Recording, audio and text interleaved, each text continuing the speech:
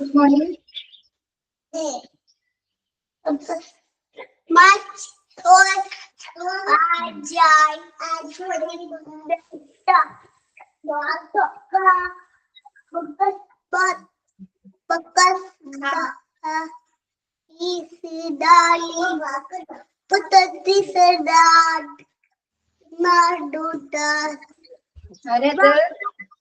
ആരാത് പാട്ട് പാടുന്നേ?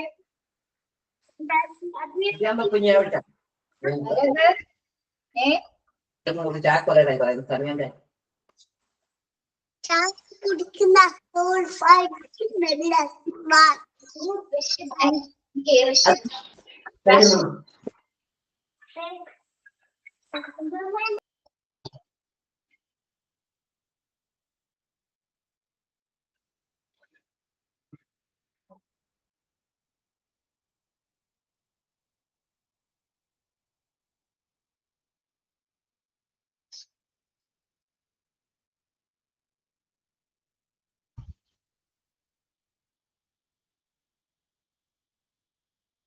Morning.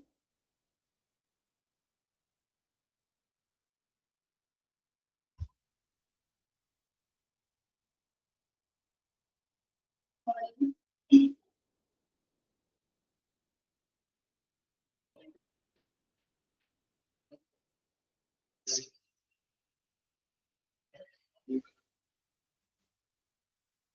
Morning, tea.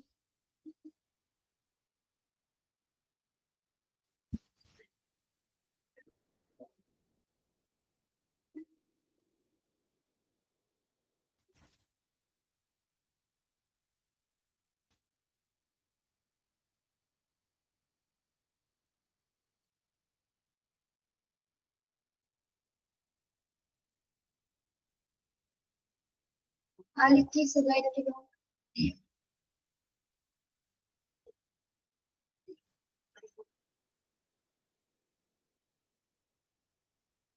മഴ വീണ്ടും പെയ്തു തുടങ്ങിയല്ലേ? മൊത്തം സ്റ്റാർട്ട് ചെയ്തിട്ടുണ്ട്. അതുകൊണ്ടാണ് മഴയായിരിക്കും കുറച്ച് ദിവസം.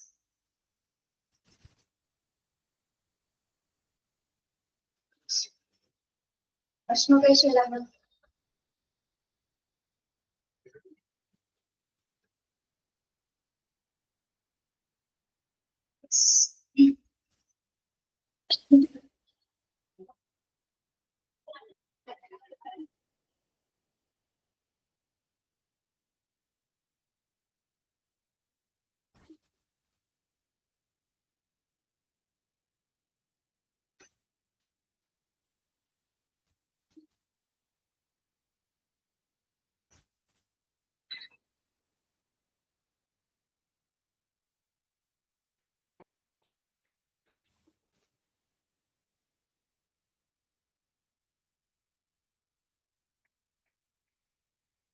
Page number 33.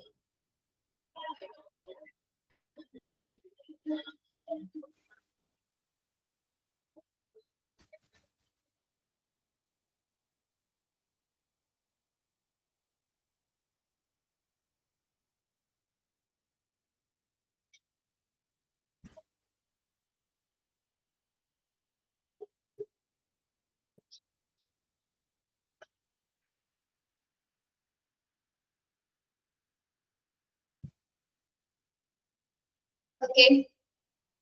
Start ചെയ്യാം ട്ടോ. ഒരു മണിക്കൂറിന് കുറവാണ് കുട്ടികള്.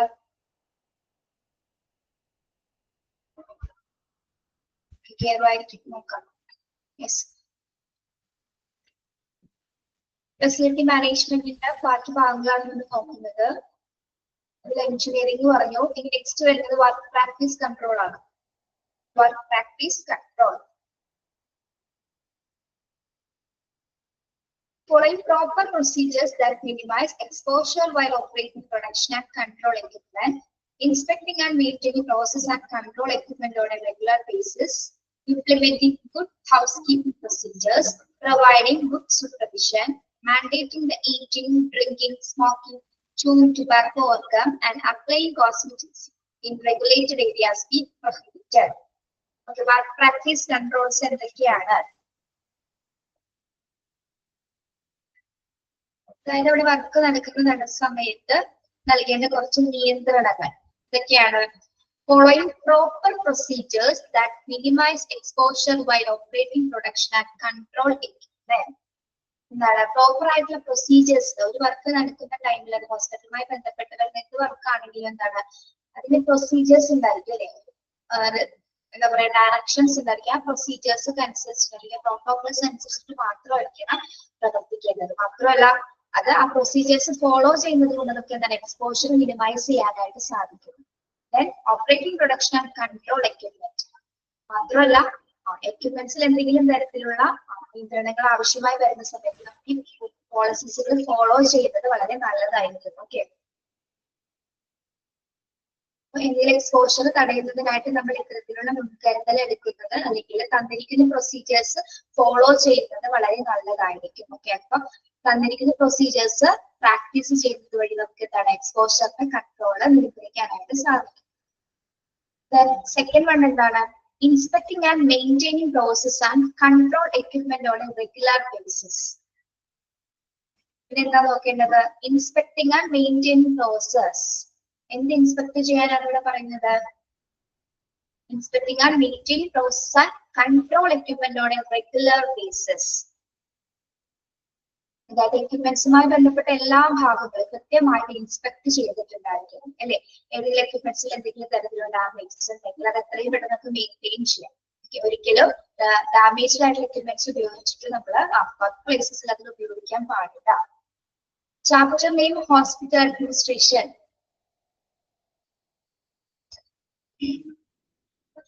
ഓക്കെ,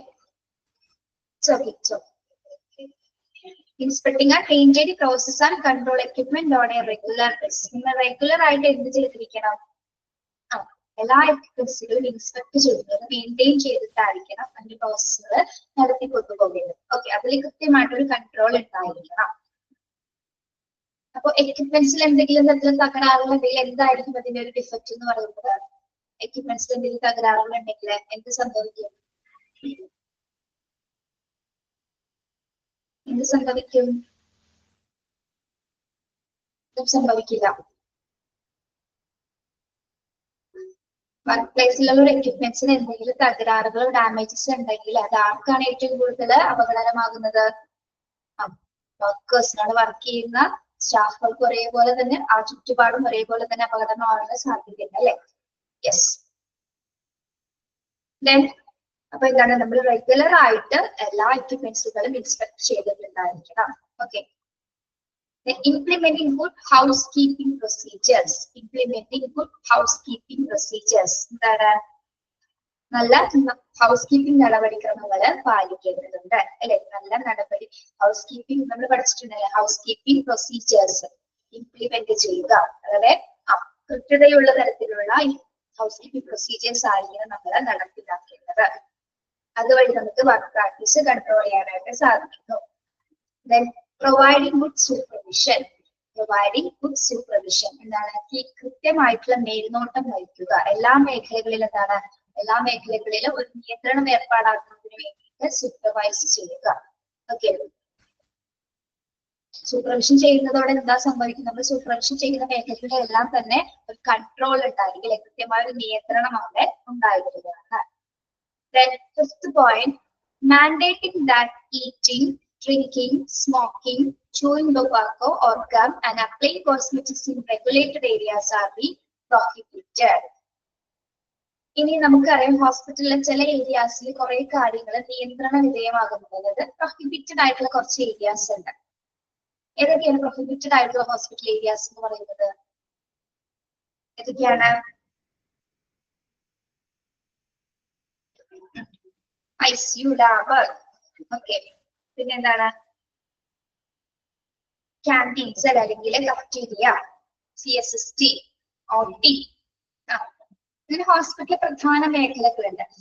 റേഡിയേഷൻ ഏരിയ, അവിടെയൊക്കെ എന്താണ് നമ്മൾ പ്രത്യേകമായ നിർദ്ദേശങ്ങൾ കാണാറുണ്ട്. പ്രൊഹിബിറ്റഡ് ഏരിയാസ് ആണ്. അവിടെ എന്തൊന്നും പാടില്ല എന്നാണ് പറയുന്നത്? ചില പ്രദേശങ്ങളിൽ നിയന്ത്രിത പ്രദേശങ്ങളിൽ നമ്മൾ ഭക്ഷണം കഴിക്കുക അല്ലെങ്കിൽ വെള്ളം കുടിക്കുക, സ്മോക്കിങ്ങോ അല്ലെങ്കിൽ മറ്റ് അപകടകരമായിട്ടുള്ള വസ്തുക്കൾ, ചൂട്, ടുബാക്കോ അല്ലെങ്കിൽ പുകവലി ഉൽപ്പന്നങ്ങളൊന്നും തന്നെ ഒന്നും ഇത്തരം റെസ്ട്രിക്റ്റഡ് ഏരിയാസിൽ നമ്മൾ ഉപയോഗിക്കാനായിട്ട് പാടുള്ളതല്ല. ഓക്കെ, യെസ്, അപ്പൊ അങ്ങനെ പ്രൊഹിബിറ്റഡ് ആയിട്ടുള്ള ഏരിയാസ് ഉണ്ട്. Page number 33.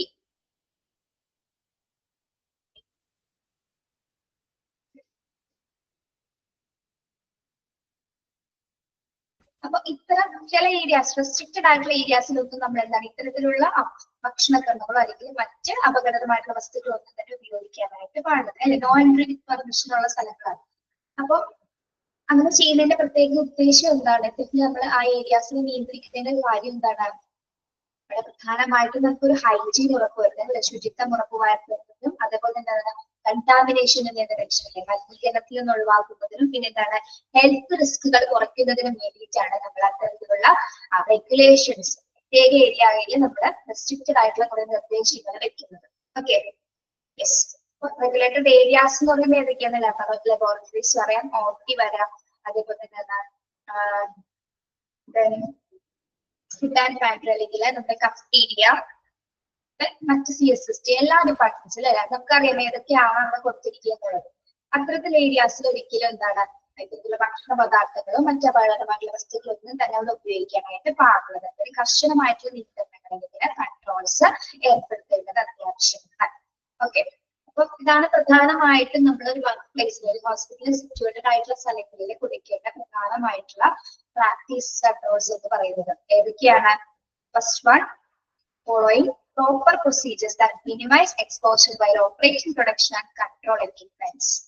എന്താണ് തന്നിരിക്കുന്ന പ്രൊസീജിയേഴ്സ് ഉപയോഗിച്ചാൽ പ്രൊസീജിയേഴ്സ് ഫോളോ ചെയ്തിട്ട് വേണം നമ്മള് എല്ലാം ഏതുതരം എക്യുപ്മെന്റ്സ് ആണ് ഓപ്പറേറ്റ് ചെയ്യുന്നത് അതിനനുസരിച്ച് തന്നിരിക്കുന്ന നിർദ്ദേശങ്ങൾ പ്രകാരം അത് ഫോളോ ചെയ്തിട്ടായിരിക്കണം അവർ പ്രവർത്തിക്കേണ്ടത്. അത് ഫോളോ ചെയ്യുന്നത് വഴി നമുക്ക് എക്സ്പോഷർ കുറയ്ക്കാനായിട്ട് സാധിക്കും, മിനിമൈസ് ചെയ്യാനായിട്ട് സാധിക്കും. ഓക്കെ, രണ്ടാമത്തെ പോയിന്റ് എന്താണ്? രണ്ടാമത്തെ point, inspecting and maintaining process and control equipment on a regular basis. എക്യുപ്മെന്റ്സുകൾ എപ്പോഴാണ് നമ്മൾ നിരീക്ഷിക്കേണ്ടത് അല്ലെങ്കിൽ ഇൻസ്പെക്ട് ചെയ്യേണ്ടത്?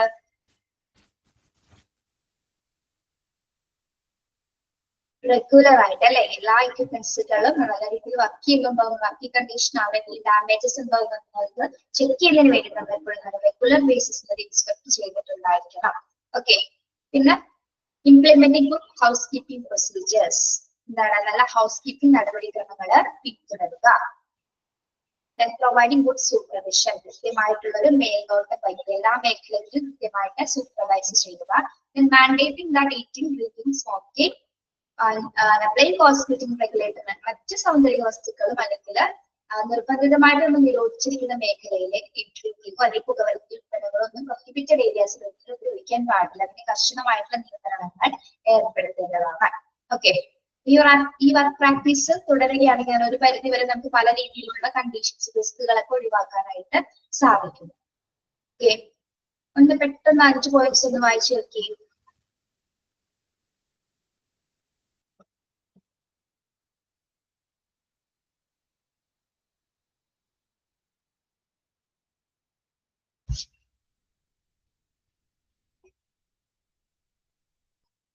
നിങ്ങൾ ഗൈഡൊക്കെ വാങ്ങിച്ചോ? ഗൈഡ് വാങ്ങിയേക്കോ?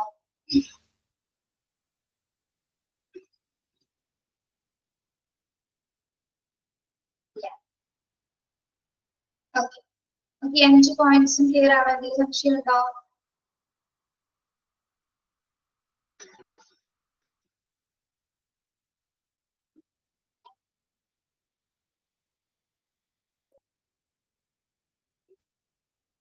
പ്രാക്ടീസ് കൺട്രോൾ 5 പോയിന്റ്സ് നോക്കിയോ?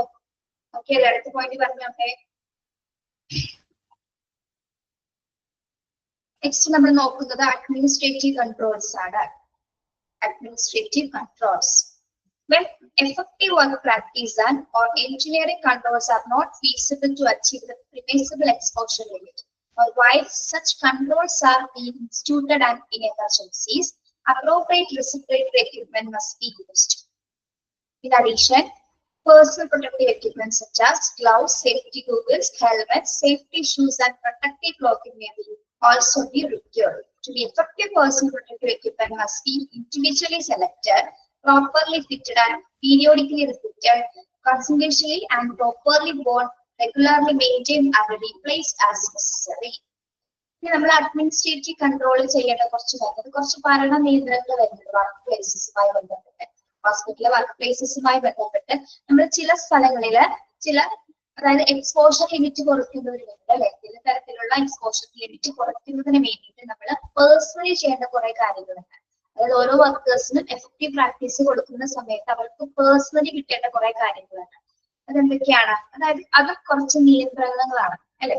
ഒരു എമർജൻസി സിറ്റുവേഷൻസ് എങ്ങനെ ഹാൻഡിൽ ചെയ്യണം, അല്ലെങ്കിൽ നമ്മൾ ഏത് സോഴ്സുമായിട്ടാണ് സമ്പർക്കം വരുന്നത്, ആ സോഴ്സിനെ എങ്ങനെ ഇടപെടണം, ഏതൊക്കെ PPE ആണ് അവിടെ വേറെ ചെയ്യേണ്ടത് എന്നതിനെ പറ്റി ഒരു കൃത്യമായിട്ടുള്ള നിയന്ത്രണം അല്ലെങ്കിൽ ഭരണ നിയന്ത്രണം സ്റ്റാഫുകൾക്കിടയിൽ, ഹോസ്പിറ്റൽ ഡിപ്പാർട്ട്മെന്റുകൾക്കിടയിൽ ഉണ്ടായിരിക്കേണ്ടതാണ്.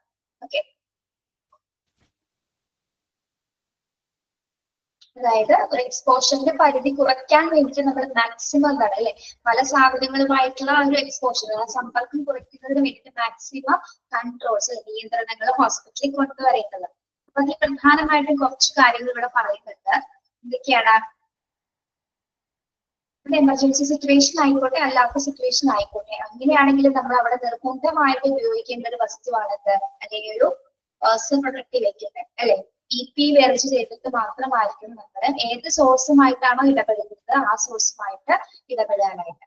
ഓക്കെ, ഫസ്റ്റ് നമ്മൾ എന്താണ് യൂസ് ചെയ്യുന്നത്?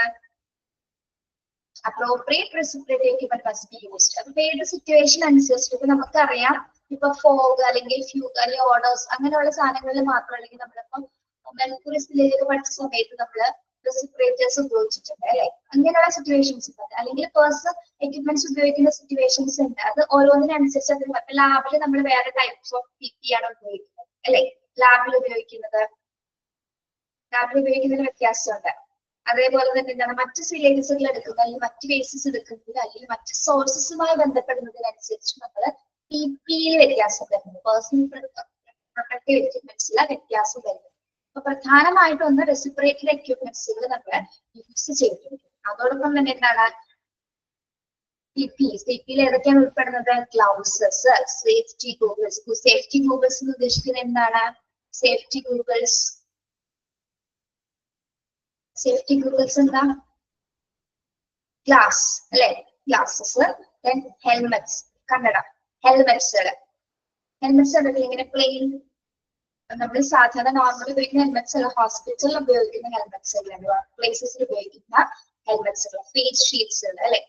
Safety shoes and protective clothing may be also be procured.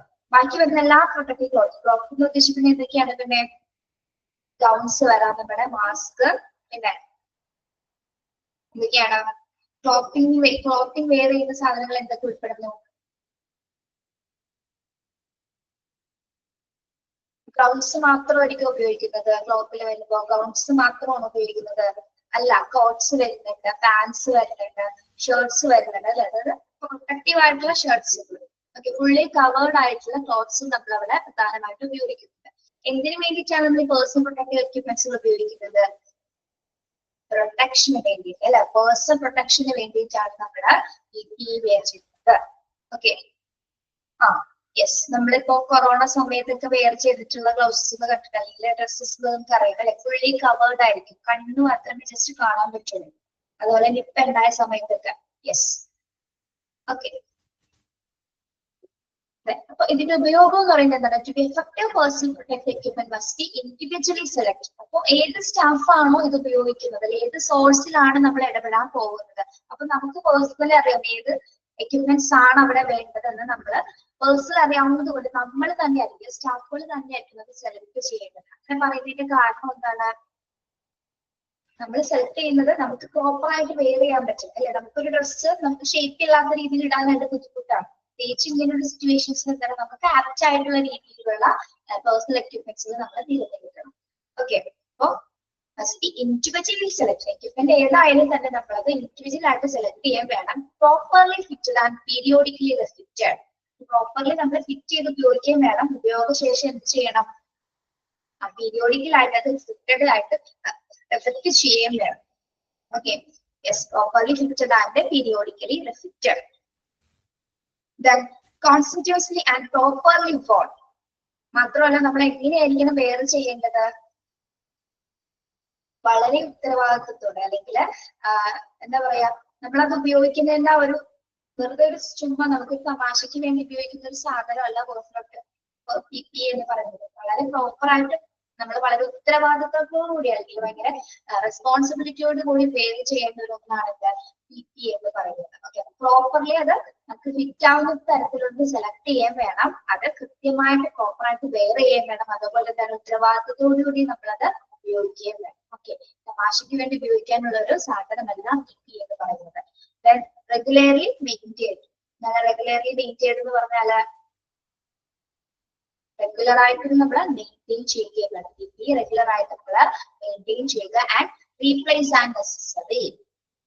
ഒരു ഉപയോഗിച്ച സാധനം പിന്നീട് നെക്സ്റ്റ് സോഴ്സിലേക്ക് അറ്റാച്ച് ചെയ്യുന്ന സമയത്ത് അടുക്കുന്ന സമയത്ത് നമ്മൾ അത് തന്നെയായിരിക്കും ഉപയോഗിക്കുന്നത്. ആണോ? ആ PPE തന്നെയായിരിക്കും വെയർ ചെയ്യുന്നത്.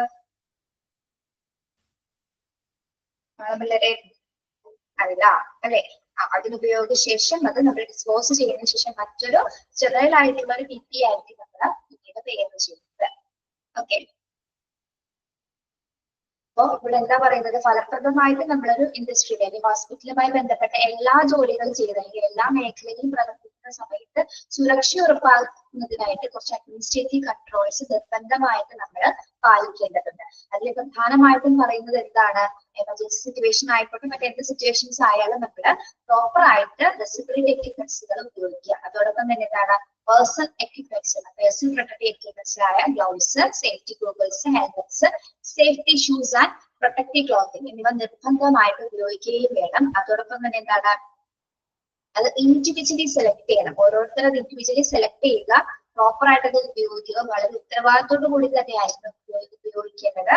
പ്രോപ്പർലി അത് വാം ചെയ്യണം, റെഗുലർ ആയിട്ട് മെയിൻറ്റെയിൻ ചെയ്യുക. ആവശ്യം കഴിഞ്ഞതിന് ശേഷം അത് ആവശ്യാനുസരണം ഡിസ്പോസ് ചെയ്യുകയും വേണം. ഓക്കെ, അങ്ങനെ ആയിരിക്കണം എന്താ PPE നമ്മൾ കൃത്യമായിട്ട് ഉപയോഗിക്കേണ്ടത്. PPE ഉപയോഗിക്കേണ്ട പ്രധാന ലക്ഷ്യം എന്ന് പറയുന്നതിന് വേണ്ടിയിട്ടാണ്, പേഴ്സണൽ പ്രൊട്ടക്ഷന് വേണ്ടിയിട്ടാണ് സ്റ്റാഫുകളോട് നിർബന്ധമായിട്ടും ഉപയോഗിക്കാനായിട്ട് നമ്മൾ അത് ആവശ്യപ്പെടുന്നത്. ഓക്കെ, ഇത്രയുള്ള അഡ്മിനിസ്ട്രേറ്റീവ് കൺട്രോളിൽ പറയുന്നത് കേട്ടോ. മനസ്സിലായത്?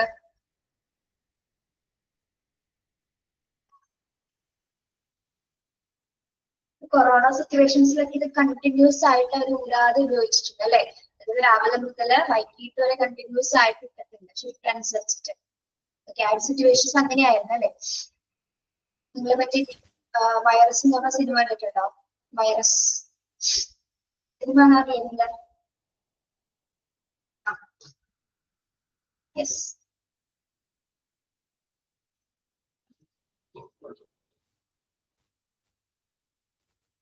എന്താണല്ലോ ഒരു കാലഘട്ടം അങ്ങനെ നമ്മുടെ ഇടയിൽ കഴിഞ്ഞു പോയി. നമ്മൾ ഒരിക്കലും പ്രതീക്ഷിച്ചിട്ടില്ലെങ്കിലും സംഭവം കൊറോണ പോലത്തെ ഒരു സംഭവം വീട്ടിലെങ്ങനെ ഒതുങ്ങി പോകുന്നത് നമ്മൾ ഒരിക്കലും വിചാരിച്ചത് അല്ലെ. എല്ലാവരും വീടിനുള്ളിലായിപ്പോയി ഒരു സമയം മുഴുവനും. കുറെ പേര് അതിൽ മരണം അടഞ്ഞു, കുറെ പേര് രക്ഷപ്പെട്ടു, കുറെ പേര് ഇപ്പോഴും അതിന്റെ ആഫ്റ്റർ എഫക്ട്സ് കൊണ്ട് നടക്കുന്നുണ്ട്. ഇപ്പൊ വരുന്നുണ്ടെന്ന് പറയുന്നല്ലേ, കൊറോണ പിന്നീട് സ്റ്റാർട്ട് ചെയ്തിട്ടുണ്ടെന്ന് പറയുന്നത്. പക്ഷെ ആ പഴയൊരു കണ്ടീഷനിലേക്ക് എന്തായാലും പോകില്ല.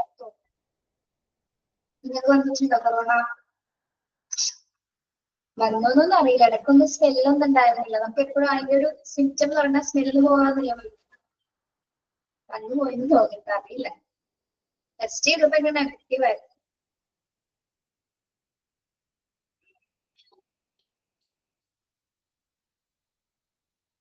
വാക്സിനൊക്കെ എടുത്തോ നിങ്ങൾ എല്ലാവരും?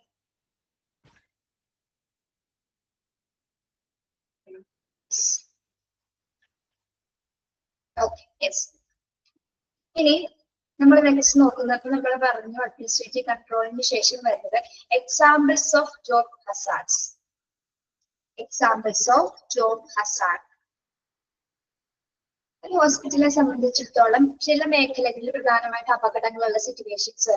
ഹോസ്പിറ്റലിനെ സംബന്ധിച്ചിടത്തോളം ചില മേഖലകളിലെല്ലാം മിക്ക മേഖലകളിലും എന്താണ് ഹസാർഡ്സ് സംഭവിക്കാം അല്ലെ. തൊഴിൽ അപകടങ്ങളും അവിടുത്തെ ഉദാഹരണങ്ങളാണ് നമ്മൾ പറയാൻ പോകുന്നത്. അപ്പൊ പല രീതിയിൽ അപകടങ്ങൾ ഉണ്ടെന്ന് നമുക്കറിയാം. ഹസാർഡ്സ് ഉണ്ട് ഹോസ്പിറ്റലിനെ സംബന്ധിച്ചിടത്തോളം. എന്തൊക്കെയായിരിക്കും വരുന്നത്? കെമിക്കൽ ഹസാർഡ്സ് വരുന്നുണ്ട്, ബയോളജിക്കൽ ഹസാർഡ്സ് ഉണ്ട്, പിന്നെ ഫിസിക്കൽ ഹസാർഡ്സ്. ഇക്കണോമിക്കൽ ഹസാർഡ്സ് ഉണ്ട്. ഓക്കെ, പ്രധാനമായിട്ട് ഇങ്ങനെ 4 രീതിയിലാണ് നമ്മൾ അതിനെ കാറ്റഗറൈസ് ചെയ്യുന്നത്. ഓക്കെ, തൊഴിലപകടങ്ങൾ, ഹോസ്പിറ്റലുമായി ബന്ധപ്പെട്ട് വരുന്ന തൊഴിലപകടങ്ങൾ ഉദാഹരണങ്ങളാണ് നമ്മൾ നോക്കുന്നത്. അതിൽ കെമിക്കൽ ഹസാർഡ്സുമായി ബന്ധപ്പെട്ട്, അതായത് രാസ അപകടങ്ങളുമായി ബന്ധപ്പെട്ട് എന്തൊക്കെ കാര്യങ്ങളാണ് ഹോസ്പിറ്റലിൽ പ്രധാനമായിട്ട് ഉണ്ടാകുന്നത്. Okay, chemical hazards.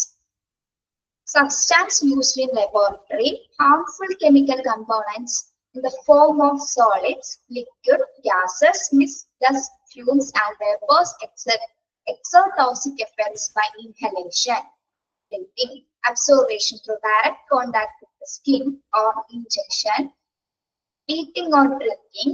Airborne chemical hazard exists as concentration of mist, vapors, gases, fumes, or solid.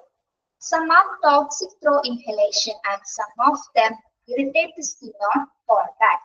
So chemical hazards, രാസപദാർത്ഥങ്ങളുമായിട്ട് എന്തായാലും ഹോസ്പിറ്റൽ ഇടപെടുന്നുണ്ട് അല്ലെ, ഹോസ്പിറ്റൽ സ്റ്റാഫുകൾ ഇടപെടുന്നുണ്ട്. എന്തൊക്കെ ബുദ്ധിമുട്ടുകളാണ് പ്രധാനമായിട്ടും അവിടെ വരുന്നത്? സബ്സ്റ്റാൻസുകൾ നമ്മൾ എവിടെയാണ് യൂസ് ചെയ്യുന്നത്? ലബോറട്ടറീസിലാണ് അല്ലെ. സബ്സ്റ്റാൻസുകൾ നമ്മൾ ലബോറട്ടറിയിൽ ഉപയോഗിക്കുന്ന വസ്തുക്കൾ, അതായത് ഏതൊക്കെയാണ് harmful ആയിട്ടുള്ള കെമിക്കൽ കമ്പോണൻസ് എന്ന് പറയുമ്പോൾ ഏതൊക്കെയാണ്? In the form of solids. Solid എന്താണ്? സോളിഡ്സ്, ദ്രാവകങ്ങൾ, ലിക്വിഡ്സ്. ലിക്വിഡ്സ് എന്താണ്? ലിക്വിഡ്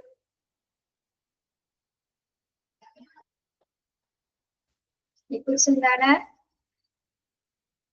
ഖരവസ്തുക്കള്. ലിക്വിഡ് എന്ന് പറഞ്ഞാൽ എന്താണ്? ദ്രാവകങ്ങള്. ഗ്യാസസ് എന്താണ്? ഗ്യാസസ്, വാതകങ്ങൾ. മിസ്റ്റസ്, മിസ്റ്റസ് എന്താണ്? മിസ്റ്റ്, പൊടി. Yes. Then dust, dust and fumes. Dust and fumes എന്താണ്? ഡസ്റ്റ് ആണ് പൊടി കേട്ടോ. ഫ്യൂംസ് ആൻഡ് പുക അല്ലെ. ആൻഡ് വേപ്പേഴ്സ്, വേപ്പേഴ്സ് എന്താണ്? നീരാവി. ഓക്കെ, അപ്പൊ ഈ കെമിക്കൽ പ്രത്യേകിച്ച് ലബോറട്ടറിയിൽ ഇത്തരം വസ്തുക്കൾ നമ്മൾ യൂസ് ചെയ്യുന്നുണ്ട്. അപ്പോൾ ഇതിൽ നിന്ന് എന്താണ്? ടോക്സിക് ആയിട്ടുള്ള, ഇതിൽ നിന്ന് ടോക്സിക് എഫക്ട് ബൈ ഇൻഹലേഷൻ. നമ്മളപ്പോ ഈ ലബോറട്ടറിയിൽ വർക്ക് ചെയ്യുന്ന സമയത്ത്, ഇതൊക്കെ നമ്മള് ബ്രീത്ത് ചെയ്യുന്ന സമയത്ത് എങ്ങോട്ട് പോകുന്നുണ്ട്? ബ്രീത്ത് ചെയ്യുന്ന സമയത്ത് ഇതെല്ലാം നമ്മള് ശ്വാസകോശത്തിനകത്തേക്ക് ഇതെല്ലാം ഒക്കെ ശ്വസിക്കുന്നുണ്ട്. നമ്മൾ ചെറിയ രീതിയിലെങ്കിലും നമ്മുടെ ഉള്ളിലേക്ക് മാസ്ക് ധരിച്ചാൽ പോലും നമ്മളുടെ അകത്തേക്ക് പ്രവേശിക്കുന്നുണ്ട്. അത് മാത്രമാണ് ഇൻഹലേഷനിലൂടെ അല്ലെങ്കിൽ ബ്രീത്തിങ്ങിലൂടെ മാത്രമാണ് ഇത്തരത്തിലുള്ള വസ്തുക്കൾ നമ്മുടെ ശരീരത്തിനകത്തേക്ക് പ്രവേശിക്കുന്നത്. മറ്റെന്തെല്ലാം രീതിയിൽ കൂടി പ്രവേശിക്കുന്നുണ്ട്? ഡയറക്റ്റ് കോണ്ടാക്ട് വരുന്ന സമയത്ത്, അതായത് നമ്മുടെ സ്കിന്നിലൂടെ, അതായത് through the direct contact with skin or injection, eating or drinking, ഭക്ഷണം കഴിക്കുമ്പോൾ, വെള്ളം കുടിക്കുമ്പോൾ സമയത്ത്, അല്ലെങ്കിൽ നമ്മുടെ ഡയറക്റ്റ് കോണ്ടാക്ട് വന്ന ഏതെങ്കിലും ഒരു സിറ്റുവേഷൻസിൽ നമ്മളുടെ എന്താണ് ശരീരത്തിലേക്ക്, നമ്മുടെ ശരീരത്തിലേക്ക് ഇത് പകരാനുള്ള സാധ്യതയുണ്ട്. Okay, the airborne chemical hazard exists at concentration of mist, vapors, gases, fumes of solids. The airborne chemical hazards എന്ന് പറയുമ്പോൾ എങ്ങനെയാണ് വരുന്നത്? അത് വായുവിലൂടെ വരുന്ന രാസപദാർത്ഥങ്ങൾ എന്ന് പറഞ്ഞാൽ എന്തൊക്കെയാണ് വായുവിലൂടെ വരുന്നത്? മിസ്റ്റസ്, വേപ്പേഴ്സ്, ഗ്യാസസ്, ഈ പറഞ്ഞ എല്ലാ കാര്യങ്ങളും, അതായത് സോളിഡ്സ്, ഗ്യാസ്, പുക, മിസ്റ്റ്, ഇതൊക്കെ തന്നെ എന്താണ് വായുവിലൂടെ പകരുന്നത്. ചിലത് നമുക്ക് എങ്ങനെയാണ്? ഒന്ന് ഇൻഹലേഷൻ, നമ്മൾ ബ്രീത്ത് ചെയ്യുന്നത് അനുസരിച്ച് ഇതെല്ലാം നമ്മുടെ ഉള്ളിലേക്ക് പോകുന്നല്ലാതെ ഇത് ഡയറക്റ്റ് ആയിട്ട് കോണ്ടാക്ട് ചെയ്യുമ്പോൾ സ്കിന്നി ഇറിറ്റേഷൻസ് സംഭവിക്കുന്നു. രണ്ട് രീതിയിലാണ് പ്രധാനമായിട്ടും കെമിക്കൽ ഹസാർഡ്സ് സംഭവിക്കുന്നത്. ഒന്ന് നമ്മൾ ബ്രീത്ത് ചെയ്യുന്നതിലൂടെ, ഈ പുകകളും അല്ലെങ്കിൽ ഈ ഗ്യാസസ് ഒക്കെ നമ്മൾ ശ്വസിക്കുന്നതിലൂടെ നമുക്ക് എന്തുണ്ട്? കെമിക്കൽ ഹസാർഡ്സ് സംഭവിക്കുന്നുണ്ട്. അതോടൊപ്പം തന്നെ എന്താണ്? ഇതുമായിട്ട് ഡയറക്റ്റ് കോണ്ടാക്ട് വരുന്ന സമയത്ത് സ്കിന്നിന് പലതരത്തിലുള്ള ഇറിറ്റേഷൻസ് സംഭവിക്കുന്നുണ്ട്. ഓക്കെ, അപ്പൊ ഫസ്റ്റ് ഹസാർഡ്സിൽ വരുന്നത് കെമിക്കൽ ഹസാർഡ്സ് ആണ്. അതിനെ ലബോറട്ടറിയിൽ യൂസ് ചെയ്യുന്ന രാസവസ്തുക്കളുമായിട്ടുള്ള ഇടപെടലുമ്പോൾ നമുക്ക് എന്ത് സംഭവിക്കുന്നുണ്ട്? രാസപദാർത്ഥങ്ങളുമായിട്ടുള്ള അപകടങ്ങൾ സംഭവിക്കുന്നു. പ്രധാനമായിട്ടും ഏതൊക്കെ കെമിക്കൽ കമ്പോണൻസ് വഴിയാണ് നമുക്ക് ഇത്തരത്തിലുള്ള എഫക്ട്സുകൾ സംഭവിക്കുന്നത്? ഏതൊക്കെ കെമിക്കൽ കമ്പോണൻസ് മൂലമാണ്? ഏതൊക്കെ കെമിക്കൽ കമ്പോണൻസ് മൂലമാണ്? പറയൂ. Solids, liquids, gas, mist, dust, fumes and vapours. Okay, ഇവ നമ്മൾ ശ്വസിക്കുന്നതിലൂടെ നമുക്ക് ശ്വസനപരമായിട്ടുള്ള ബുദ്ധിമുട്ടുകൾ സംഭവിക്കുന്നു. അതോടൊപ്പം തന്നെ ഇതുമായി ഡയറക്റ്റ് കോണ്ടാക്ട് വരുന്ന സമയത്ത് അത് നമ്മുടെ ചർമ്മവുമായിട്ട് നമ്മുടെ സ്കിന്നുമായിട്ട് നേരിട്ട് സമ്പർക്കം വരുന്ന സമയത്ത് എന്താണ് നമുക്ക് സ്കിന്നിന് പലതരത്തിലുള്ള ഇറിറ്റേഷൻസ് സംഭവിക്കാനുള്ള സാധ്യതയുണ്ട്. ഓക്കെ, അലർജീസ് ഉണ്ടാവും. ചിലർക്ക് ചെറിയ രീതിയിലായിരിക്കാം, ചിലർക്ക് വലിയ രീതിയിലായിരിക്കും സ്കിൻ ഇറിറ്റേഷൻസ് സംഭവിക്കും. നമ്മുടെ സ്കിന്നിൽ നമ്മുടെ ഓരോരുത്തരുടെ കണ്ടീഷൻ അനുസരിച്ച്, ഫിസിക്കൽ കണ്ടീഷൻ അനുസരിച്ചിട്ടായിരിക്കും നമുക്ക് ഇതിനുള്ള റിയാക്ഷൻസ് ഉണ്ടാകുന്നത്. ഓക്കെ, അപ്പൊ ഫസ്റ്റ് ജോബ് ഹസാർഡ്സിൽ വരുന്നതാണ് എന്താ? കെമിക്കൽ ഹസാർഡ്സ്, അതായത് രാസഅപകടങ്ങളുമായി, രാസവസ്തുക്കളുമായിട്ടുള്ള സമ്പർക്കം മൂലം ഉണ്ടാകുന്ന അപകടങ്ങൾ. പ്രധാനമായിട്ട് എവിടെയാണ്? ലബോറട്ടറി ബേസിസ് ആയിട്ടാണ്. ഓക്കെ, മനസ്സിലായോ? കെമിക്കൽ ഹസാർഡ്സ്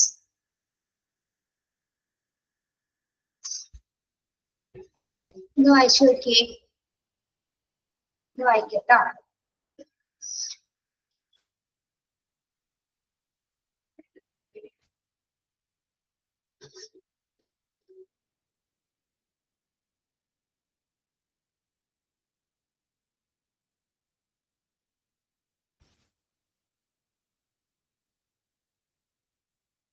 സംശയം ചോദിക്കാം.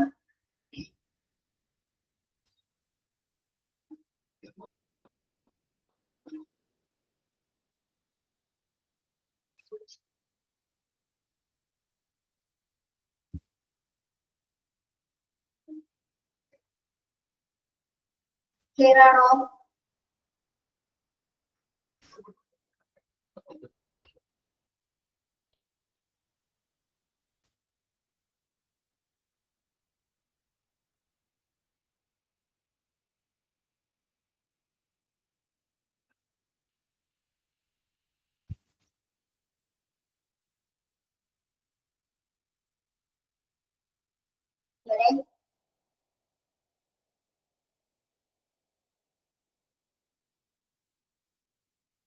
ക്ലിയർ ആണോ? സംശയം ചോദിക്കട്ടോ, അല്ലെങ്കിൽ നെക്സ്റ്റ് പറയാം.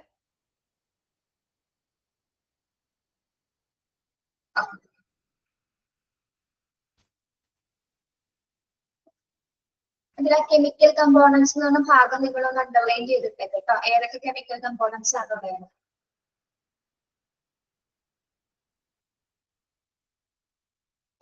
അടുത്ത അപകടം എന്ന് പറയുന്നത് എന്താണ്?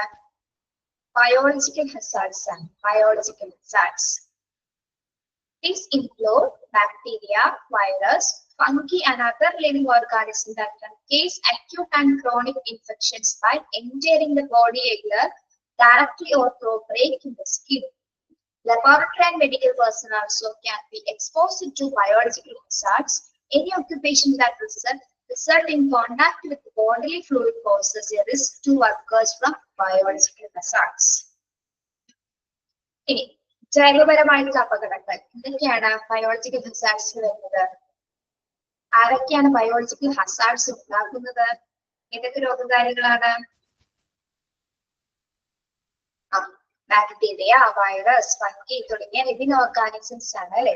ഇത്തരത്തിലുള്ള ജീവജാലങ്ങളും അതോടൊപ്പം തന്നെ മറ്റ് അതർ ഓർഗാനിസംസ് എന്താണ് ബയോളജിക്കൽ ഹസാർഡ്സിന് കാരണമാകുന്നുണ്ട്. പ്രധാനമായിട്ടും വൈറസ്, ബാക്ടീരിയ, ഫംഗസ് തുടങ്ങി മറ്റ് ജീവജാലങ്ങളുമാണ് എന്താണ് ബയോളജിക്കൽ ഹസാർഡ്സിന് കാരണമാകുന്നത്. ഇത് എങ്ങനെയാണ് നമുക്ക് ഈ ബയോളജിക്കൽ ഹസാർഡ്സ് സംഭവിക്കുന്നത്? ഇത്തരത്തിൽ ഏതെങ്കിലും തരത്തിലുള്ള സൂക്ഷ്മജീവികൾ, വൈറസോ ബാക്ടീരിയോ തുടങ്ങിയ വസ്തുക്കൾ അല്ലെങ്കിൽ ഇത്തരത്തിലുള്ള സൂക്ഷ്മജീവികൾ നമ്മുടെ ശരീരത്തിനകത്തേക്ക് പ്രവേശിക്കുന്നതിലൂടെയാണ് നമുക്ക് ഇത്തരത്തിലുള്ള ഇൻഫെക്ഷൻസ് സംഭവിക്കുന്നത്. Okay, yes. അതായത് നമുക്കറിയാം വൈറസ് ഫീവർ സംഭവിക്കുന്നത് എങ്ങനെയാണ്? സുസൻ, വൈറസ് ഫീവർ എങ്ങനെ ഉണ്ടാകും?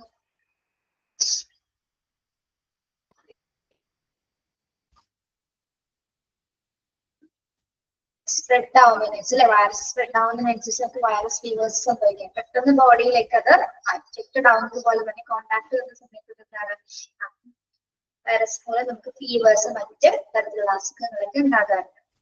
ശരീരത്തിൽ നേരിട്ടോ അല്ലാതെ ഇത്തരം വസ്തുക്കൾ, ഇത്തരം സൂക്ഷ്മജീവികൾ നമ്മുടെ ശരീരത്തിൽ അകത്തേക്ക് പ്രവേശിക്കുന്നതിനനുസരിച്ച് നമുക്ക് ബയോളജിക്കൽ ഹസാർഡ്സ് സംഭവിക്കുന്നു. Okay, entering the body either directly or through break in the skin.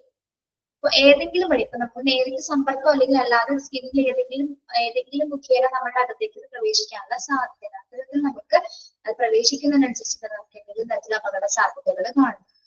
ഇനി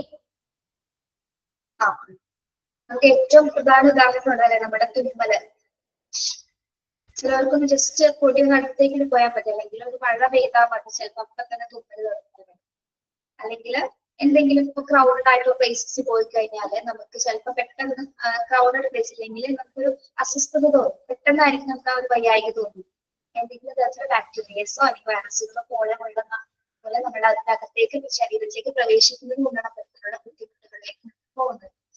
ഓക്കെ, ഇനി laboratory and medical personnel also can be exposed to biological hazards. പ്രധാനമായിട്ടും ബയോളജിക്കൽ ഹസാർഡ്സ് സംഭവിക്കുന്നത് ആർക്കൊക്കെയാണ്?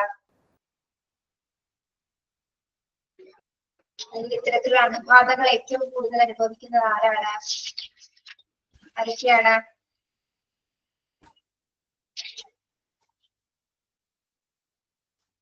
ലാബ് വർക്കേഴ്സ്, പിന്നെ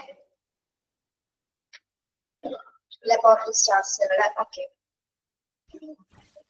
other medical persons, laboratory and other medical persons, medical staff, ഹോസ്പിറ്റലിൽ ഉൾപ്പെടുന്ന എല്ലാ സ്റ്റാഫുകൾക്ക് ഏകദേശം എന്താണ് ബയോളജിക്കൽ ഹസാർഡ്സ് സംഭവിക്കാനുള്ള സാധ്യതയുണ്ട്. ഇപ്പൊ നമ്മുടെ കയ്യിൽ എന്തെങ്കിലും മുറിവുകൾ ഉണ്ടാക്കിയോ ഒരു പൊട്ടലോ ബോറലോ ഒക്കെ ഉണ്ടെങ്കിൽ അതിൽ കൂടി എന്താണ് വൈറസുകൾ അതിലേക്ക് പ്രവേശിക്കാനുള്ള സാധ്യത. പേജ് നമ്പർ 34 ആയിപ്പോ 34 ആയിട്ടോ.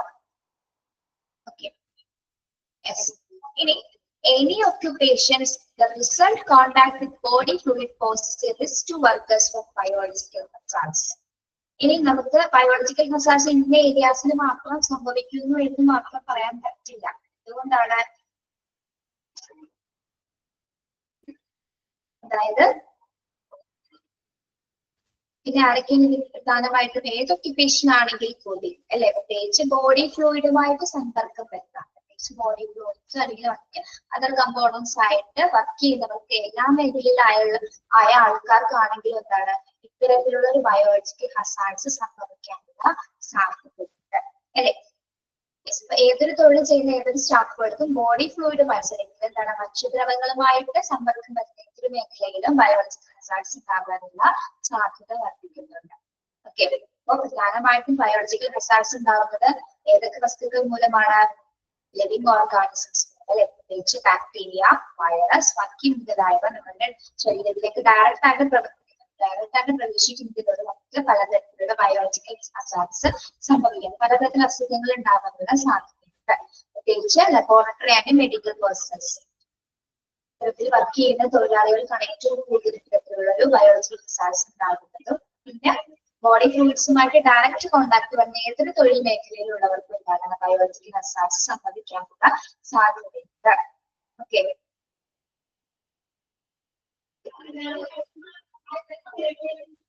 മനസ്സിലായോ അത് ബയോളജിക്കൽ ഹസാർഡ്സ് എന്താണെന്ന്?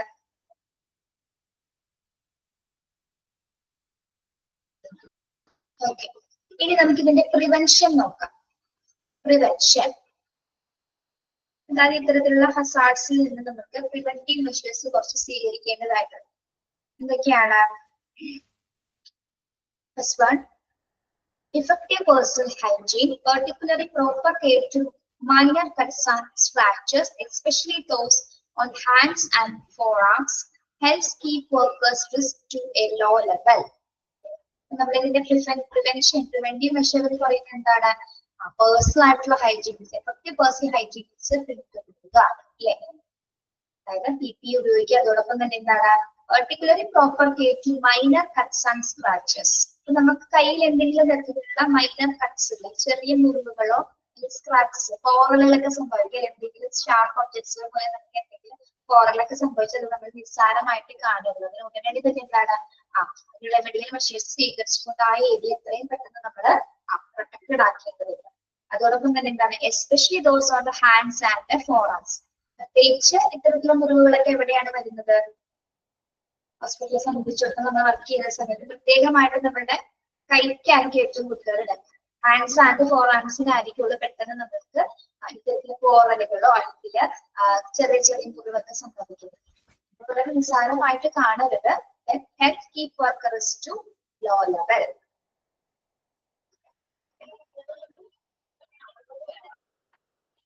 ഓക്കെ, അപ്പൊ ഇത്തരത്തിൽ മുറിവുകൾ കാണുന്ന സമയത്ത് നമ്മളത് നിസ്സാരമായി കാണാതെ അതിന് വേണ്ടിയിട്ടുള്ള പ്രിക്കോഷൻസ് എടുത്തുകൊണ്ട് തന്നെ എന്താണ്, അത് ഇത്ര ചെറിയ മുറിവാണെങ്കിൽ പോലും നമ്മളത് നിസ്സാരമായിട്ട് കാണരുത്. അതിന് വേണ്ടിയിട്ടുള്ള പേഴ്സണൽ ഹൈജീൻസ് സ്വീകരിച്ചത് ആ ഏരിയാസ് പ്രൊട്ടക്ട് ചെയ്യേണ്ടതാണ്. അപ്പൊ ഒരു പരിധി വരെ നമുക്ക് എന്താണ് പലതരത്തിലുള്ള അപകടങ്ങൾ കുറയ്ക്കാനായിട്ട് സാധിക്കും. Then second one, staff should practice proper personal hygiene. എല്ലാ സ്റ്റാഫുകളും എന്താണ് പേഴ്സണൽ ഹൈജീൻസ് സ്വീകരിക്കേണ്ടതുണ്ട്. എന്താണ് പേഴ്സണൽ ഹൈജീൻ എന്ന് പറയുന്നത്? പെർട്ടിക്കുലർ ആയിട്ട് നമ്മൾ ഹാൻഡ് വാഷ് ചെയ്തിരിക്കണം, അല്ലെ? Particularly hand wash. Then hospital should provide adequate ventilation. ഹോസ്പിറ്റലിൽ മതിയായിട്ടുള്ള വെന്റിലേഷൻ സൗകര്യം ഉണ്ടായിരിക്കണം, അല്ലെ? എയർ ഫിൽട്രേഷൻ സൗകര്യം നിർബന്ധമായിട്ടും ഉണ്ടായിരിക്കേണ്ടതാണ്. Then എന്തിനാണ് നമ്മൾ വെന്റിലേഷൻ സൗകര്യം കൊടുക്കുന്നത്? ആഡിക്വേറ്റ് ആയിട്ടുള്ള വെന്റിലേഷൻ സൗകര്യം ഉൾപ്പെടുത്തുന്നതിന് കാരണം എന്താണ്? എന്തുകൊണ്ടാണ്?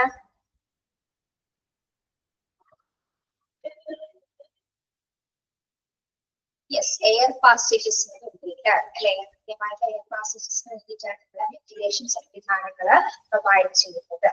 Okay, then proper personal protective equipment. ഈ കൃത്യമായിട്ട് വെയർ ചെയ്യുക, ഗ്ലൗസ് ആൻഡ് റെസ്പിറേറ്റേഴ്സ് വെയർ ചെയ്യേണ്ടതാണ്. അതോടൊപ്പം തന്നെ adequate infection waste disposal system, വേസ്റ്റുകൾ ഡിസ്പോസ് ചെയ്യുന്നതിനായിട്ട് ഇൻഫെക്ഷൻ സിസ്റ്റം, ആഡിക്വേറ്റ് ആയിട്ട് ഇൻഫെക്ഷൻ സിസ്റ്റംസ് സ്ഥാപിക്കേണ്ടതുണ്ട്. ഡിസ്പോസ് ചെയ്യുന്ന ഭാഗങ്ങളിൽ മാത്രം നമ്മൾ ഡിസ്പോസ് ചെയ്യുക. Then an appropriate control including isolation in instance of particularly contagious diseases such as tuberculosis. ഇനി പ്രത്യേക നിയന്ത്രണങ്ങൾ ചില സമയങ്ങളിൽ നമ്മൾ ഏർപ്പെടുത്തേണ്ടതുണ്ട്. ഏതൊക്കെ സിറ്റുവേഷൻസിലാണ്? അതായത് ഐസൊലേറ്റഡ് ആവുന്ന സിറ്റുവേഷൻസ്, നമ്മൾ ഒറ്റപ്പെട്ടേക്കായി നിൽക്കേണ്ടി വരുന്ന സിറ്റുവേഷൻ. അതായത് ഏത് സമയത്താണ്? പ്രത്യേകിച്ച് TB ഉണ്ടാവുന്ന സമയത്ത്. TB മീൻസ് ട്യൂബർകുലോസിസ്, അല്ലെ? TB ഉണ്ടാവുന്ന സമയത്ത് എന്താണ് സമ്പർക്കങ്ങൾ ഒഴിവാക്കുന്നതിന് വേണ്ടിയിട്ട് എന്താണ് ഐസൊലേറ്റഡ് ആയിട്ടുള്ള മേഖലകൾ അങ്ങനെ സൃഷ്ടിക്കേണ്ടി വരുന്നുണ്ട്. ഓക്കെ, അതായത് പ്രത്യേകിച്ച് TB ഉണ്ടാകുന്ന സന്ദർഭങ്ങളിൽ പ്രത്യേക നിയന്ത്രണങ്ങൾ സ്ഥാപിക്കുക. അതുവഴി നമുക്ക് എന്താണ് ഒരു പരിധി വരെ പലതരത്തിലുള്ള ഹസാർഡ്സുകൾ കുറയ്ക്കാനായിട്ട് സാധിക്കും. ഓക്കെ, എന്താ പറയുന്നത്? സ്റ്റാഫുകൾ കൃത്യമായിട്ട് പേഴ്സണൽ ഹൈജീൻസ് പാലിക്കുക, കൃത്യമായിട്ട് ഹാൻഡ് വാഷ് ചെയ്യുക, ആഡിക്വേറ്റ് വെന്റിലേഷൻ ഹോസ്പിറ്റലിൽ ഉണ്ടായിരിക്കണം, അതേപോലെ തന്നെ PPE വെയർ ചെയ്യണം. ഇൻഫെക്ഷൻസ് ആയിട്ടുള്ള മെറ്റീരിയൽസിൽ അത് കൃത്യമായിട്ടുള്ള ഡിസ്പോസൽ സിസ്റ്റം ഉണ്ടായിരിക്കണം. അതിന് മാത്രമായിരിക്കണം ഡിസ്പോസ് ചെയ്യേണ്ടത്. Avoid contacts and appropriate control in isolation in instance of particularly contagious diseases such as tuberculosis. TB ഉണ്ടാവുന്ന സന്ദർഭങ്ങളിൽ പ്രത്യേക നിയന്ത്രണങ്ങൾ സ്ഥാപിക്കുന്നത് വഴി നമുക്ക് ഒരു പരിധി വരെ ഇത്തരത്തിലുള്ള ഹസാർഡ്സുകൾ പ്രിവെന്റ് ചെയ്യാനായിട്ട് സാധിക്കുന്നു. ഓക്കെ, മനസ്സിലായോ? പ്രിവെൻഷൻ.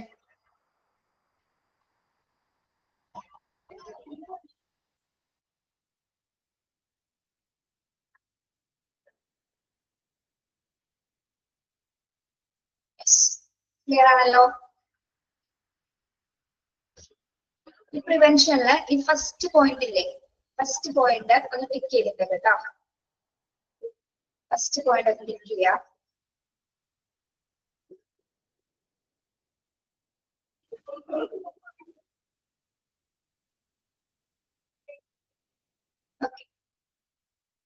നമ്മള് കെമിക്കൽ പറഞ്ഞു, ബയോളജിക്കൽ പറഞ്ഞു. നെക്സ്റ്റ് വരുന്നത് ഫിസിക്കൽ ഹസാർഡ്സ് ആണ്. എന്താണ് ഫിസിക്കൽ ഹസാർഡ്സ്? ശാരീരികമായിട്ടുള്ള അപകടങ്ങൾ, അല്ലെ? ഇതൊക്കെയാണ്. It includes radiation. ഹോസ്പിറ്റലിനെ സംബന്ധിച്ചിടത്തോളം വരുന്ന ഫിസിക്കൽ ഹസാർഡ് ആണ് radiation, noise, vibration, illumination, temperature. Physical ഹസാർഡ്സിൽ ഉൾപ്പെടുന്ന ഏതൊക്കെയാണെന്ന് അണ്ടർലൈൻ ചെയ്തിട്ടുള്ള ഏതൊക്കെയാണ്? റേഡിയേഷൻ, അല്ലെ? റേഡിയേഷൻ. നോയ്സ്, നോയ്സ് എന്താണ്? അമിതമായിട്ടുള്ള ശബ്ദങ്ങൾ. ഓക്കെ, നോയ്സ് നമ്മളെ സ്കൂൾ ഹോസ്പിറ്റലിൽ കൺട്രോൾ ചെയ്തിരിക്കുന്നതാണ്, അല്ലെ? അതേപോലെ തന്നെ വൈബ്രേഷൻ, വൈബ്രേഷൻ എന്താണ്? വൈബ്രേഷൻ ഫിസിക്കൽ ഹസാർഡിൽ വരുന്ന വൈബ്രേഷൻ എന്തായിരിക്കും ഉദ്ദേശിക്കുന്നത് ഇവിടെ? ഹോസ്പിറ്റലുമായി സംബന്ധിച്ച് ഏത് തരത്തിലുള്ള വൈബ്രേഷൻസ് ഉണ്ടാവാം?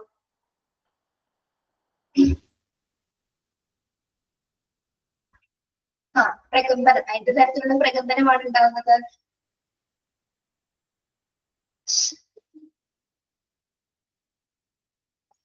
എന്തുപയോഗിക്കുമ്പോഴാണ് വൈബ്രേഷൻസ് സംഭവിക്കുന്നത്?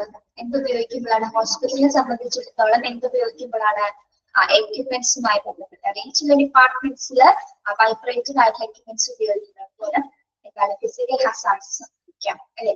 അതുപോലെ ഇല്ലുമിനേഷൻ എന്താണ്? ഇല്ലുമിനേഷൻ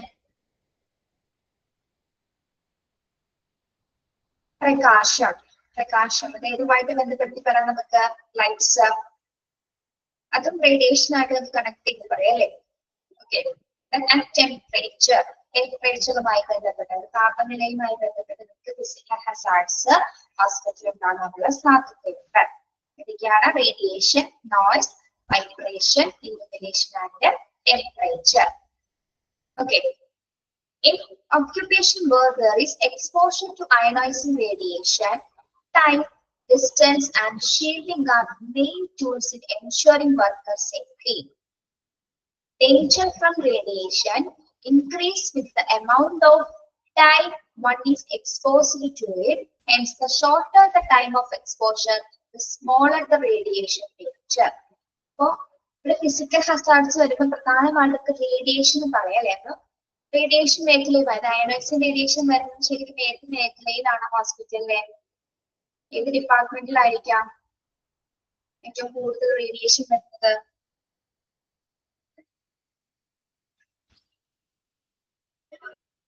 അതായത് അയണൈസിംഗ് റേഡിയേഷൻ വിധേയമാകുന്ന തൊഴിലുകളുമായി ബന്ധപ്പെട്ട് അല്ലെ. പ്രത്യേകിച്ച് റേഡിയോളജി പറയാം, അങ്ങനെ നമ്മുടെ ഡിപ്പാർട്ട്മെന്റ്സിലല്ലേ. ഓക്കെ, അപ്പൊ അവിടെ അയണൈസിംഗ് റേഡിയേഷന് വിധേയമാകാനുള്ള സാധ്യതയുണ്ട്. അപ്പൊ നമ്മളവിടെ പ്രധാനമായിട്ടും കീപ്പ് ചെയ്യേണ്ട കുറച്ച് പ്രിവെൻഷൻ ആയിട്ടുള്ള മെത്തേഡ് എന്ന് പറഞ്ഞാൽ എന്തൊക്കെയാണ്? ഒന്നതില് ടൈം വരുന്നുണ്ട്. നമ്മൾ എത്രത്തോളം ആ ഒരു സോഴ്സിൽ നിൽക്കുന്ന, ഏത് ആ ഒരു ഡിപ്പാർട്ട്മെന്റിനകത്ത് നിൽക്കുന്ന അതിന് ടൈം പ്രത്യേകതകൾ, ഇത്ര ടൈമിനുള്ളിൽ മാത്രം നമ്മൾ അവിടെ നിൽക്കാൻ പാടില്ല. അതുപോലെ ഡിസ്റ്റൻസ് എന്താണ്? അകലം അല്ലെ. ഡിസ്റ്റൻസ് എന്താണ്? ദൂരം. ഡിസ്റ്റൻസ് കീപ്പ് ചെയ്തിട്ടായിരിക്കും നമ്മളിപ്പോ റേഡിയോളജി ഡിപ്പാർട്ട്മെന്റിൽ നിൽക്കുന്നത്. അതേപോലെ തന്നെ എന്താണ്? ഷീൽഡിംഗ് ധരിച്ചിട്ടുണ്ടായിരിക്കും. ഷീൽഡ് എന്താണ്? ഷീൽഡ് അതെന്താണ്? ഒരു പേഴ്സണൽ എക്യുപ്മെന്റ് ആണ് അല്ലെ, ഷീൽഡിംഗ് ചെയ്യുന്നത്. പ്രത്യേകിച്ച് അയണൈസിംഗ് റേഡിയേഷൻ വിധേയമാക്കുന്ന തൊഴിലാളികൾ പ്രത്യേകമായിട്ടും മനസ്സിലാക്കുന്ന കുറച്ച് കാര്യങ്ങളാണ് ടൈം, ഡിസ്റ്റൻസ് ആൻഡ് ഷീൽഡിംഗ് എന്ന് പറയുന്നത്. These are the main tools in ensuring workers' safety. ഒരു റേഡിയേഷൻ ഡിപ്പാർട്ട്മെന്റുമായി വർക്ക് ചെയ്യുന്ന വർക്കേഴ്സിനെ സംബന്ധിച്ചിടത്തോളം അവരുടെ സേഫ്റ്റി ഉറപ്പുവരുത്തുന്നതിൽ ഈ 3 കാര്യങ്ങൾ പ്രധാന ഘടകങ്ങളാണ്. ടൈം, സമയം, എത്ര ദൂരം നമ്മൾ അവിടെ നിൽക്കുന്നോ അത്രയും നമുക്ക് എക്സ്പോഷർ കൂടുതലാണ് അല്ല, സമ്പർക്കം കൂടുന്നതിനനുസരിച്ച് അപകട സാധ്യത കൂടാൻ സാധ്യതയുണ്ട്. ഡിസ്റ്റൻസ്, നമ്മൾ ഉപയോഗിക്കുന്ന എക്യുപ്മെന്റ്സ് അല്ലെങ്കിൽ ആ സോഴ്സുമായിട്ട് നമുക്ക് ഇത്ര അകലമെങ്കിലും പാലിച്ചിരിക്കണം. അതേപോലെ തന്നെ ഷീൽഡ് ധരിച്ചിട്ടുണ്ടായിരിക്കും. അത് എന്തിനു വേണ്ടിയിട്ടാണ്? ഇത് മൂന്നും വർക്കേഴ്സിന്റെ സേഫ്റ്റി ഉറപ്പുവരുത്തുന്നതിനാണ്. ഫിസിക്കൽ ഹസാർഡ്സിൽ നിന്ന് നമ്മളെ പ്രൊട്ടക്ട് ചെയ്യുന്നതിന് വേണ്ടിയിട്ട് നമ്മൾ ഉപയോഗിക്കുന്ന പേഴ്സണൽ ആയിട്ടുള്ള സേഫ്റ്റി എക്യുപ്മെന്റ്സുകളാണ്. ഇനി danger from radiation increases with the amount of time one is exposed to it. Hence, the shorter the time of exposure, the smaller the radiation danger. അവിടെ എന്താ പറയുന്നത്? അതായത് ഒരാൾ റേഡിയേഷൻ സോഴ്സിൽ നിൽക്കുക എന്ന് വിചാരിക്കും. അയാൾ എത്രത്തോളം അവിടെ എത്രത്തോളം സമയം അവിടെ സ്പെൻഡ് ചെയ്തു, എത്രത്തോളം സമയം സ്പെൻഡ് ചെയ്യുമ്പോൾ അയാൾക്ക് എന്താ സംഭവിക്കുന്നത്? ടൈം അത്രയും കൂടുതൽ സമയം സ്പെൻഡ് ചെയ്യുമ്പോൾ റേഡിയേഷന് വിധേയമാകും അല്ലെ. റേഡിയേഷനുമായിട്ട് അദ്ദേഹം സമ്പർക്കം പുലർത്തിക്കൊണ്ടിരിക്കുകയാണ്. അപ്പൊ ആൾക്ക് എന്താണ്? അപകട സാധ്യത കൂടുതലാണ്. സമയം കൂടുന്നതിനനുസരിച്ച് ആ ഒരു വ്യക്തി അവിടെ നിൽക്കുന്നതിനനുസരിച്ച് എന്താണ്? സമയം കൂടുതൽ, ഇത്ര ടൈം കൂടുതൽ എടുത്താൽ എന്താണ്? അത്രയും കൂടുതൽ അയാൾക്ക് എന്ത് സംഭവിക്കുന്നു? റേഡിയേഷൻ സംഭവിക്കുന്നു. ഓക്കെ, ഇനി the shorter the time of exposure, the smaller the radiation danger. ഇനി അയാൾ കുറവ് സമയമാണ് അതിന്റെ അകത്ത് നിൽക്കുന്നതെങ്കിലോ, കുറവ് സമയമാണ് എടുക്കുന്നതെങ്കിൽ, കുറഞ്ഞ സമയത്തിലാണ് സമ്പർക്കം വരുന്നതെങ്കിൽ അപകട സാധ്യത കൂടുകയോ കുറയുമോ? അപകട സാധ്യത കൂടുമോ? റേഡിയേഷന്റെ അപകടം കൂടുകയോ കുറയോ? കുറച്ച് സമയത്താണ് സോഴ്സുമായി ഇടപെടുന്നെങ്കിലോ കുറവായിരിക്കും അല്ലെ. കൂടുതൽ സമയം സോഴ്സുമായി ബന്ധപ്പെടുന്നതിനനുസരിച്ച് ആൾക്ക് എന്ത് കൂടും? റേഡിയേഷന്റെ അളവ് കൂടുന്നുണ്ട്. കുറച്ച് സമയമാണ്, ഒരു ഷോർട്ടർ പീരീഡിലാണ് അവിടെ നിൽക്കുന്നെങ്കിൽ എന്താണ്? ആ റേഡിയേഷന്റെ അളവ് കുറയാനും സാധിക്കും. ഓക്കെ, അപ്പൊ 2 രീതിയിലാണ് നടക്കുന്നത്. ടൈം അവിടെ ഒരു ഫാക്ടറാണ്. അതുപോലെ തന്നെ ഡിസ്റ്റൻസ്, മാക്സിമം ഡിസ്റ്റൻസ് കീപ്പ് ചെയ്യണം. അതുപോലെ തന്നെ ഷീൽഡ് ധരിച്ചിട്ട് വേണം നമ്മൾ ഇത്തരത്തിൽ അയണൈസിംഗ് റേഡിയേഷൻസുമായി സംഭവിക്കുന്ന ഒക്യുപേഷൻ, അത്തരത്തിലുള്ള ജോലി മേഖലകളിൽ വർക്ക് ചെയ്യുന്ന സമയത്ത്. ഓക്കെ, മനസ്സിലായോ ഫിസിക്കൽ ഹസാർഡ്സ് എന്താണെന്ന്? ക്ലിയർ ആണോ? എന്നിട്ട് പറയാം, it includes radiation, noise, vibration, illumination and temperature. ഇതിൽ ഉൾപ്പെടുന്നത് എന്തൊക്കെയാണ്? റേഡിയേഷൻ വരുന്നുണ്ട്, noise, vibration, illumination and temperature. ഇനി ഇത്തരത്തിലുള്ള അയനൈസിംഗ് റേഡിയേഷനുമായി ബന്ധപ്പെട്ട് വർക്ക് ചെയ്യുന്ന തൊഴിലാളികളിൽ പ്രധാനമായിട്ട് നോക്കേണ്ടത് എന്താണ്? ടൈം, ഡിസ്റ്റൻസ് അല്ലെ, സമയം, ദൂരം, ഷീൽഡിങ് എന്നിവ പ്രധാനമായിട്ടുള്ള ഒരു സേഫ്റ്റി വർക്കിംഗ് ടൂൾ ആണ് എന്താ ഈ മൂന്ന്. ടൈമും ഡിസ്റ്റൻസ് എന്ന് പറയുന്നത് എന്താണ്? വർക്കേഴ്സിന്റെ സേഫ്റ്റി ടൂൾസുകളാണ്. ഓക്കെ, നമ്മൾ എത്രത്തോളം ഡേഞ്ചറസ് റേഡിയേഷനുമായിട്ട് സമ്പർക്കം കൂടുന്നതിനനുസരിച്ച് നമ്മൾ ആ ഒരു റേഡിയേഷൻ ഡിപ്പാർട്ട്മെന്റിനകത്ത് അല്ലെങ്കിൽ അത്തരത്തിൽ വരുന്ന തൊഴിൽ മേഖലകളുമായി ബന്ധപ്പെട്ട് എത്ര സമയം കൂടുതൽ നമ്മൾ നിൽക്കുന്നു, സമയം കൂടുന്നതിനനുസരിച്ച് എന്താണ് നമ്മൾക്ക് കൂടുതൽ എമൗണ്ട് ഓഫ് റേഡിയേഷൻ ഇങ്ങോട്ട് ലഭിക്കുന്നത് ശരീരത്തിലേക്ക് നമുക്ക് ലഭിക്കും. അതേപോലെ സമയം കുറവാണെങ്കിൽ ഷോർട്ടർ പീരീഡിലാണ് നമ്മൾ നിൽക്കുന്നെങ്കിൽ എന്താണ് റേഡിയേഷന്റെ അളവ് നമുക്ക് കുറയ്ക്കാൻ സാധിക്കുന്നു. ഇത്രയുള്ള ഇവിടെ പറയുന്നത് കേട്ടോ.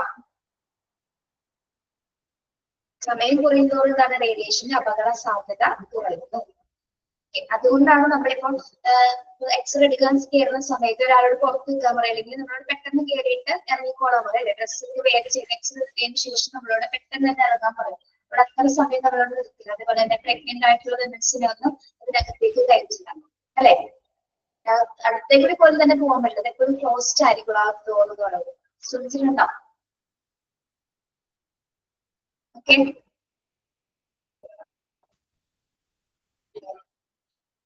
ഉറങ്ങിപ്പോയാ?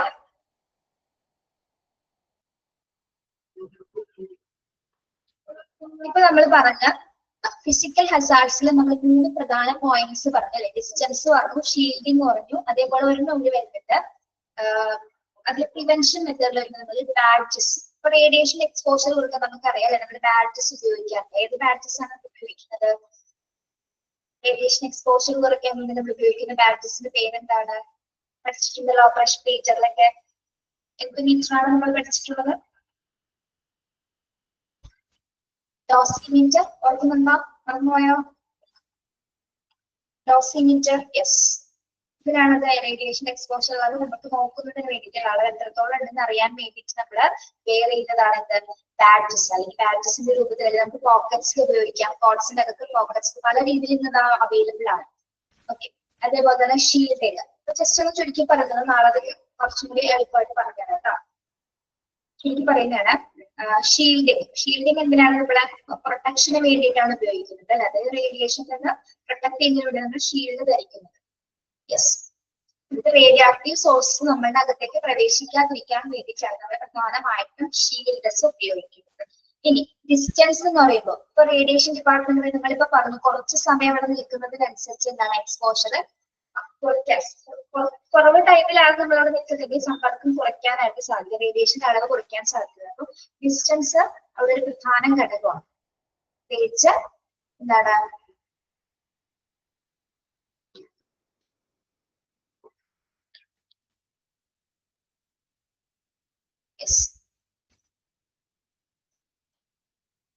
അതായത് നമ്മൾ അവിടെ നിൽക്കുന്നതിന്റെ അകലം, അത് ഏത് സോഴ്സിലാണോ നിൽക്കുന്നത്, ഏത് ഡിപ്പാർട്ട്മെന്റിനകത്താണോ നിൽക്കുന്നത്, അതിന്റെ ഡിസ്റ്റൻസ് വളരെ പ്രധാനമാണ്. നമ്മൾ എത്ര അടി ബാക്കിലേക്ക് പോകുന്നതിനനുസരിച്ച്, അതായത് മുന്നിലോട്ട് പോകുമ്പോൾ നമ്മുടെ എക്യുപ്മെന്റ് മുന്നിലാണ് നിൽക്കുന്നത്, അതിന്റെ അടുത്തേക്ക് പോകുമ്പോഴാണ് റേഡിയേഷൻ വരുന്നത്, അകന്ന് നിൽക്കുമ്പോഴായിരിക്കും റേഡിയേഷൻ വരുന്നത്.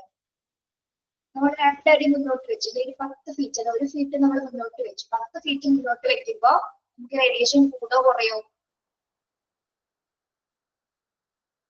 എക്യുപ്മെന്റിന്റെ അടുത്തേക്ക് പോകുന്നതിനനുസരിച്ച് കൂടുള്ളൂ അല്ലെ. അപ്പൊ നമ്മള് ഡിസ്റ്റൻസ് കുറയ്ക്കുകയാണെങ്കിലോ അതുമായിട്ട് സമ്പർക്കം കുറയ്ക്കാൻ ഇവിടെ ഡിസ്റ്റൻസ് നമ്മൾ എത്ര ഫീറ്റ് ആണ് ബാക്കോട്ട് വെക്കുന്നത് അതിനനുസരിച്ച് അത് കുറയുകയാണ് അല്ലെ. ഓക്കെ, അപ്പൊ ഡിസ്റ്റൻസ് എന്ന് പറയുന്നത് പ്രത്യേകിച്ച് ഇത്തരത്തിലുള്ള റേഡിയേഷൻ ഡിപ്പാർട്ട്മെന്റ്സിൽ നമ്മുടെ ഡിസ്റ്റൻസ് വളരെ പ്രധാനമായിട്ടൊരു ഘടകമാണ്. ഡിസ്റ്റൻസ് കുറച്ചുകൊണ്ടായിരിക്കും നമ്മൾ അതിനകത്ത് പ്രവർത്തിക്കുന്നത്. Okay, yes. ബാക്കി നമ്മൾ നാളെ അത് ഡീറ്റെയിൽ ആയിട്ട് പറഞ്ഞുതരാം കേട്ടോ. എക്കണോമിക് ഹസാർഡ്സും പ്രിവെൻഷനും മാത്രമേ ഉള്ളൂ.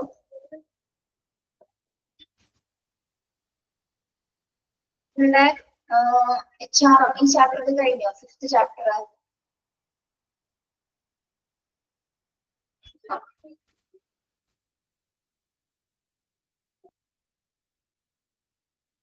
ഓക്കെ, അപ്പൊ എടുത്ത ഭാഗങ്ങൾ അത്രയും വായിച്ചിട്ട് വരാം കേട്ടോ.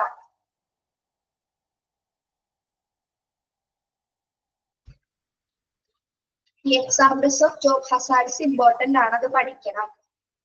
എക്സാമ്പിൾസ് താങ്ക് യു പറയലൂടെ ഞാൻ പറഞ്ഞു തരുന്നത് പ്ലീസ് പോവല്ലേ. Examples of job hazards important ആണ് കേട്ടോ, അത് പഠിക്കണം. Chemical hazards, biological hazards, physical and economic. നമുക്ക് അടുത്ത ക്ലാസ്സിൽ പറയാം.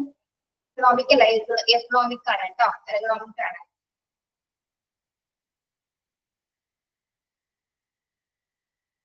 വർക്ക് പ്രാക്ടീസ് കൺട്രോൾ ഇമ്പോർട്ടന്റ് ആണ് കേട്ടോ. വർക്ക് പ്രാക്ടീസ് കൺട്രോളിലെ 5 പോയിന്റ്സും ഇമ്പോർട്ടന്റ് ആണ്. അതൊന്ന് ചെക്ക് ചെയ്തിട്ടുണ്ട്. ഓക്കെ,